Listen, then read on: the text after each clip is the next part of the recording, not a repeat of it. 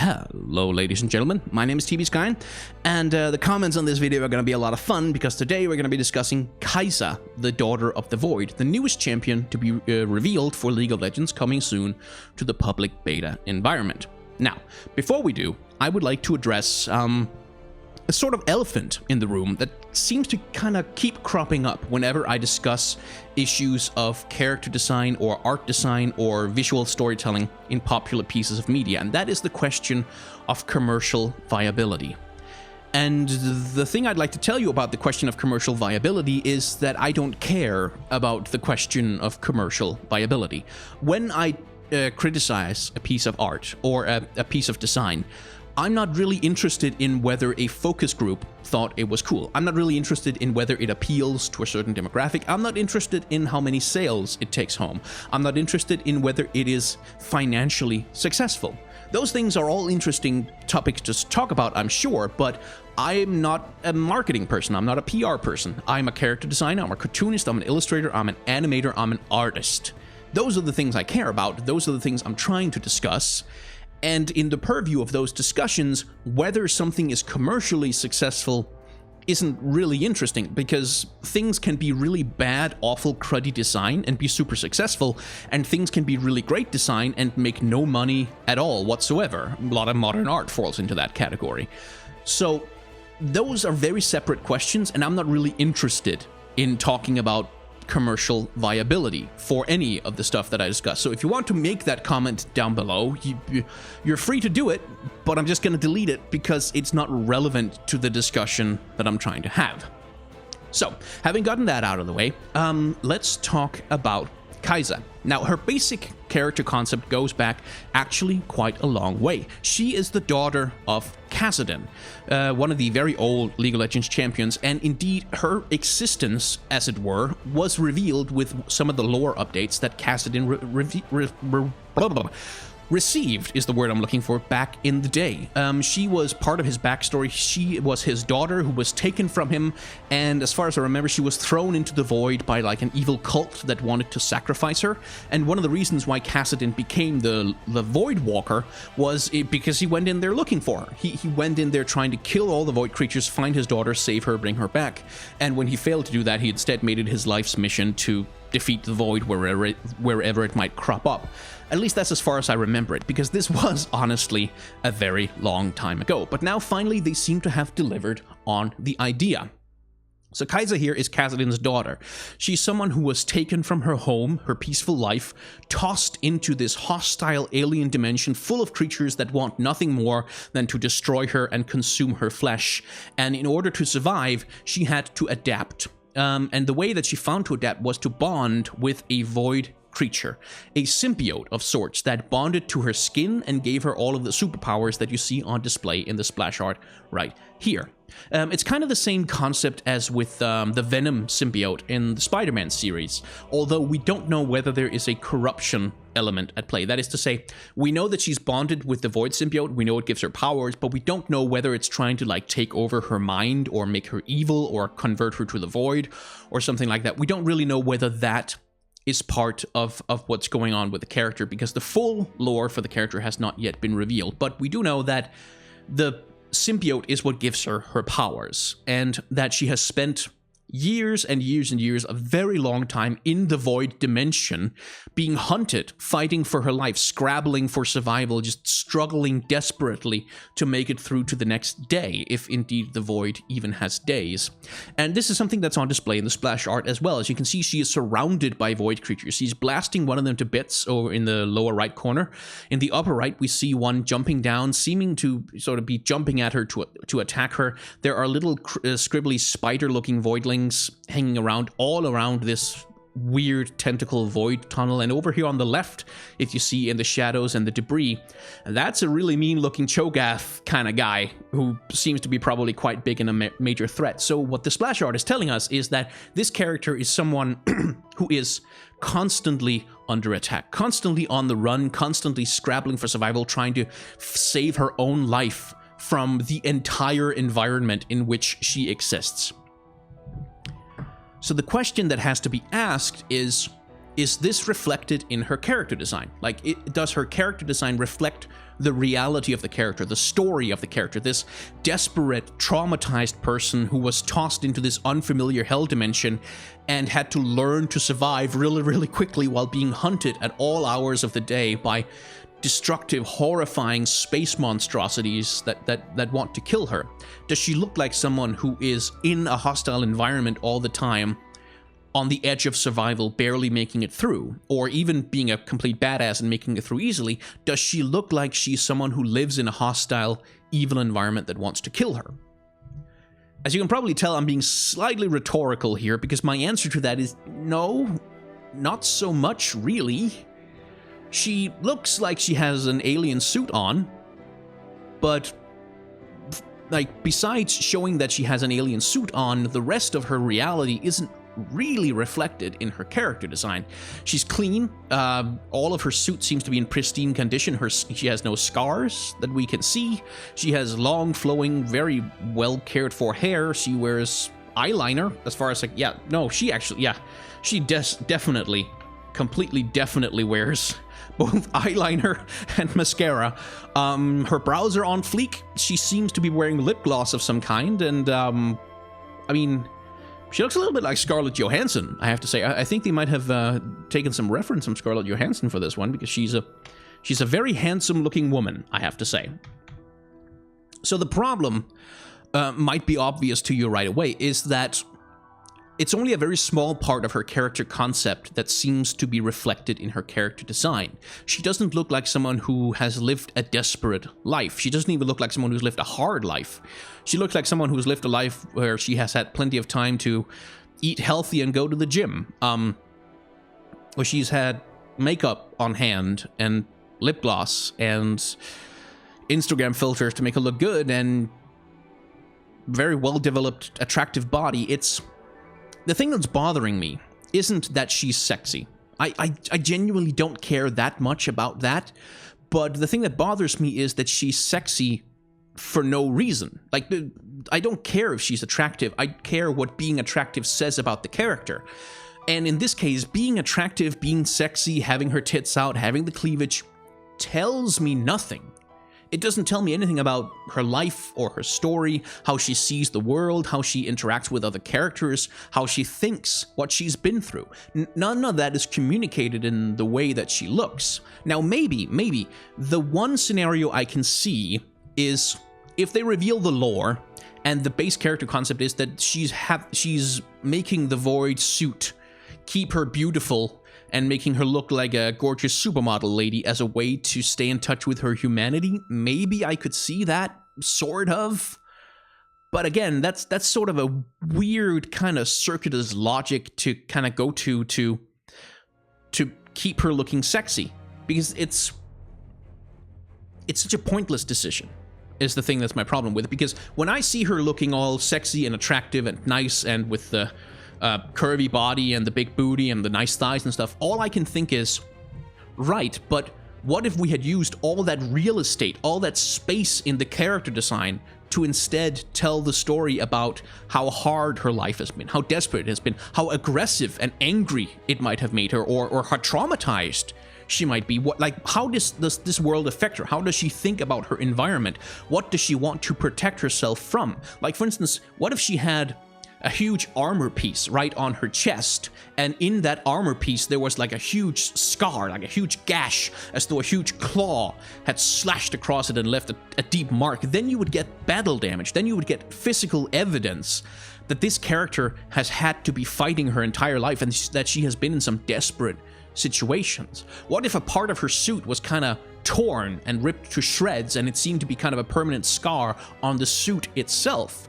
What if she had strategic spikes placed all over her body? Like, not just around, there's a few spikes hanging around her leg plates and on her arms, but what if she had like spikes along her back as a kind of hedgehog-like defensive measure to protect herself from creatures that might attack her from behind? Like, there's all these opportunities to tell the story of a desperate character trying to survive in a hostile environment that are not being used effectively and are being sacrificed to instead tell the story of she's a very attractive lady with her breasts out. Now again, I will remind you, I don't care if this is something they've done because they think it appeals to stupid 15-year-old boys. I don't care about that. That's not interesting to me. What's interesting to me is the character design itself and the creative decisions that were made about the character design. Being sexy isn't a bad thing. It's a neutral thing. If a character is sexy, that is a neutral statement. That's just a state of being for the character. And whether it is a good attribute or a bad attribute comes down to how well it interacts with who the character is. Evelyn, as you can see on screen right now, is a design I have been very, very fond of ever since they redesigned her, because old Evelyn, and this is something I talk about at length in my full video, which there will be a link to down in the description, old Evelyn was a character who wasn't actually really that sexy. She just didn't wear a lot of clothes, but she didn't really look erotic or sexy or like she was a seductress. She just looked like some weirdo with a lot of leather stuff on and some claws, and blue skin and red hair that looked like an onion for no reason. New Evelyn is a character who is all about seduction. She's all about using that charm to pull you into range so that she can lay down the pain. She's about the danger of sexuality, the danger of seduction, and she has some sub-themes that have to do with sadomasochism, like inflicting pain, receiving pleasure, all that kind of thing. And all of that is on display in her character design. It is reflected in how she looks. That's why she's a good character design, is that everything about her, everything about the way that she looks, everything about how much of her skin is on display, how sexy she is, how seductive she looks with her, you know, pouty little schoolgirl lips and her coquettish finger kind of looking like she's being mischievous when she's actually murdering a guy. All of it interacts with the core character concept, which is a deadly seductress who uses sexual attraction to kill you. Here, it's not really... I don't think she's attracting the void monsters, like, outside of the weird hentai that's probably going to be produced of her. It's not like she's distracting the void monsters with her breasts. They don't even have... They're not mammals. They don't care. And it's not like she's being sexy for her own sake. I don't think. There aren't any mirrors in the void world, as far as I know. And what does that do for her? It's very, very unclear. And that's the problem, is like you could probably write a story for the character where all of this is justified. Like I said, like if the thing was she needs to stay in touch with her humanity, so she uses the powers of the void symbiote to keep her young and beautiful and wipe away all the battle damage and all the scars because she wants to feel like a human all the time. You could probably write that story. But the problem is, in order for the character design to make sense when you look at it, first, you have to read a story explaining it. And this is kind of like, you know how when you have to explain a joke, the joke doesn't work anymore?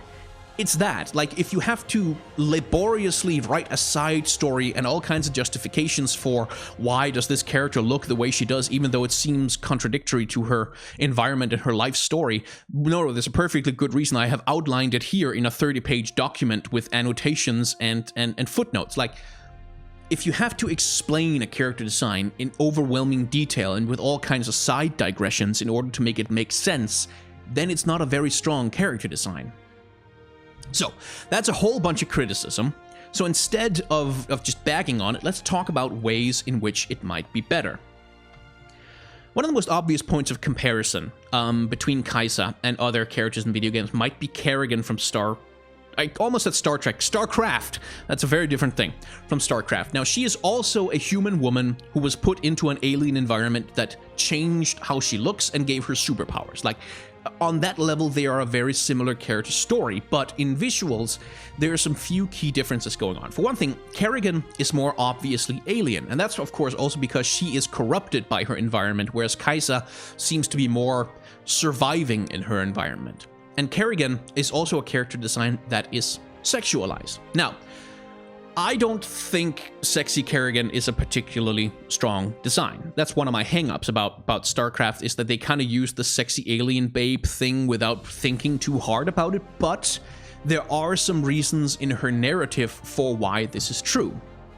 Kerrigan in the story is a psychic, and when she first appears in the story, she's all dressed up in a uniform. She's very tightly put together. She's very humorless. She doesn't really particularly want to interact with people or to be part of people's worlds. So when she is reborn as the Queen of Blades, what they do is they invert that. Like they make her a dark mirror of herself, where old Kerrigan was someone who was very, concerned with rules and propriety and not, being seen as indeed sexual or indeed as a romantic object of affection. the corrupted Kerrigan is all open about her sexuality. She's very open about, you know, the past relationship that she almost had with Jim Raynor, and she taunts him with it, and her sexuality is part of the way that she reflects Jim Raynor's story as well. If you remember, Jim Raynor and Kerrigan had a romance kind of flirtation thing going on, and StarCraft 2 is entirely about Jim Raynor trying to save her from that corruption and reclaim that lost relationship. If you remember in Silent Hills 2, there are the sexy nurses, the monsters, the sexy nurses that potter around the place and try to kill you.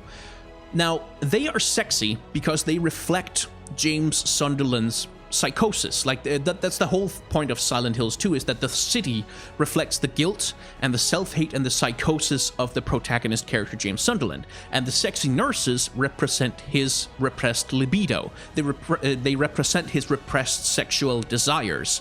And they are made into monstrous things because he hates them himself for them. Like, he feels shame about them. So they appear monstrous. Kerrigan has kind of a similar thing going on, where when she becomes a much more unleashed, much more sexualized, much more openly erotic creature, she also becomes corrupted and evil. And there's a whole long, troubled history of equating sexuality to evil in Western media, but the way that interacts with the story between her and Jim Raynor is that once she becomes a sexualized object, like a sexualized character, someone who could be the object of his desire, she also becomes completely unavailable to him in every way. So whether you agree with it or not, and like I said, I think it's a bad, kind of weak design, and I think it's kind of a dumb trope to go with, nonetheless, there's a reason for it. There's a thought process behind it. It interacts meaningfully with the themes of the character's story. On the other hand, with Kaisa, that's not really true. She doesn't really have a relationship with anyone against whom her appearance could be a reflection. In fact, the only character in the story we know she has a relationship with is Kassadin. Possibly she has one with Malzahar as well, but that's a whole different thing. And her being a sexy lady doesn't really interact meaningfully with the theme of her being Kassadin's daughter, like the long-lost child that he failed to save. That doesn't really, again, here, that's where I would feel like battle damage and being hurt and being kind of wounded and distorted and corrupted by this terrible environment that she's been in would make more sense, because then she would embody Kassadin's guilt over being unable to save her. But with the breasts out, it doesn't interact with it. Like, I can't find the thing that her sexualization is supposed to interact with, the thing it's supposed to work with. I can't find the way in which it is supposed to enhance who this character is in the story. I can't find the relationship it's supposed to interact with. I can't find the theme it's supposed to interact with. Here, we have a piece from a comic about Nami, where she dives to the depths of the ocean and she finds a void portal. In the vicinity of the void portal, she finds her predecessor, someone who had come there before her, and spent some time in the presence of the void portal, and this is what it does to him. He's not been inside the void, he's just been near a place where the void is, and he has been turned into this. There's a body horror thing going on where he has grown an extra eye and he's kind of ragged and kind of being drained of life by this horrifying thing that exists, this horror dimension. And this is kind of Lovecraftian element of the void coming into play. Another character who has been corrupted by the void, who has been in the void, is Malzahar the Void Walker. And one of the primary symbols of the void in the visual aesthetic of League of Legends is the three eyes, like the two eyes and then the one in the forehead. You can see it reflected in Malzahar's voidlings. You can see he has a giant third eye on the top of his head. That's the big glowing thing right there. And indeed, you can often see it in other void creatures. I'm not sure it's really visible here, but the three-eye thing is something that tends to crop up with void corrupted characters. The void fist skin, if you remember that one, also has a third eye in the forehead to symbolize corruption by the void. And also it interacts with Malzahar because he's a seer, like he's a visionary, so he has a third eye, and that's a whole thing. Kassadin himself is someone who also enters the void, and it has clearly had a powerful effect on him. He's become quite blue, and he needs to wear this weird magic-looking Cthulhu like armor just to survive in that environment, because the void is so dangerous and so corruptive to everything that enters it. And what I would have liked is that Kaisa looked a little bit more like she has been to the same dimension that Kassadin and Malzahar has. Because and the same dimension that corrupted this poor creature into what you look at there. Because right now she doesn't. She doesn't really look like she has been affected by the void at all, except that she's wearing a magic suit of some kind. And that's kind of... like, I don't necessarily need her to be completely mutated with body horror and stuff, but like some visual indication that the void has changed her would be nice. Maybe her skin could turn blue, just like her father's. Like, that would be an obvious way to build a connection between her and Kassadin, would be to turn her skin the same shade of kind of pale, pallid corpse blue that her father has. Or to have a third eye in the center of her forehead, the same as void corrupted creatures, but instead of having that eye be purple and glowing, make it a normal human eye, to show that she has been affected by the void, but she retains her humanity, unlike other void corrupted creatures, which have that third eye, but it is completely, a void eye. It's completely purple and glowing. The Rift Herald, by the way, is another example of a creature that is corrupted by the void and therefore grows a giant third eye on its back. Like, League of Legends has all these signifiers of void corruption that could be incorporated or subverted into the design of Kaisa, but they just aren't, and it seems to me such a huge missed opportunity.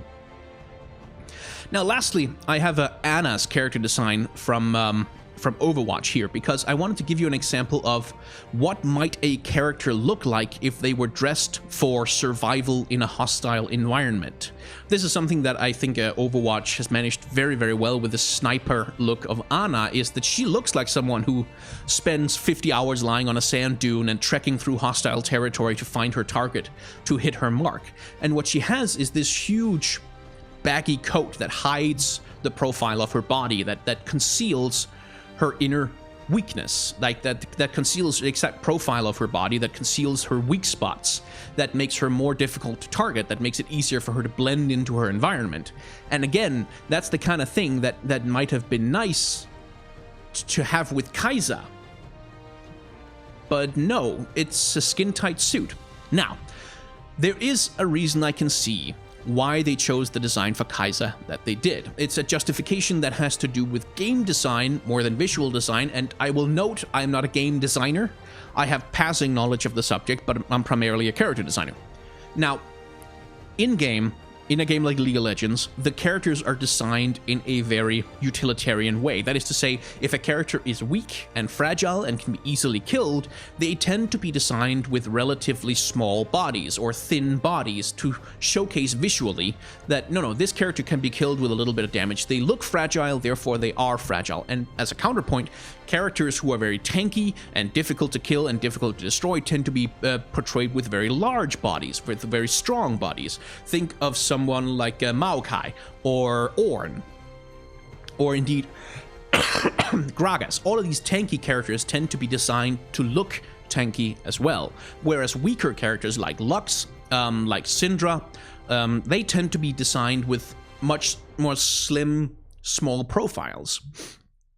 So I think what might be going on from a game design perspective is that the designers wanted her to be visibly vulnerable, because she's a glass cannon. As far as I can tell from her kit, she's a glass cannon who can't take a lot of punishment, but who can deal a lot of damage.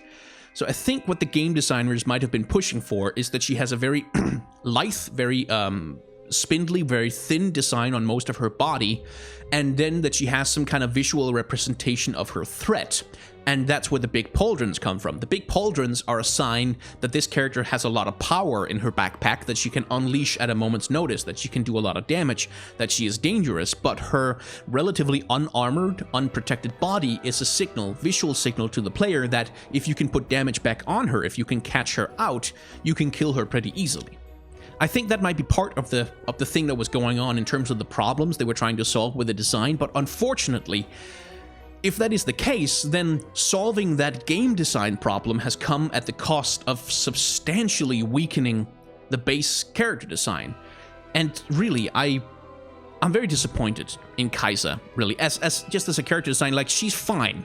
I think I should end with this. She's kind of fine. She's okay, she does the job. Like, she looks like someone who's probably from the Void, and she looks dangerous, like she can deal damage, yeah. It gets the job done, it's okay. It's not the worst thing I've ever seen, but it's just such a huge missed opportunity. It's something that could have been so much better, but they failed to take a lot of the opportunities to make it so. So, I think 25 minutes of grumbling about how this character design kind of missed the mark for me must be probably enough. So I'll remind you once again, I don't care if it sells well. Don't bother commenting about it, but if you do have a comment about something other than sales figures and whether it appeals to horny 13-year-old boys, please don't even start writing that comment. You should feel free to leave it down below. You can like, you can subscribe, you can do all the usual YouTube stuff, and if there is some aspect of visual design in video games that you'd like me to talk about or analyze or give some thoughts on, you should feel free to leave that in the comments as well. It's always nice to have other people come up with ideas for me. My name has been TBSkine. I hope you enjoyed this video. Stay happy, my friends.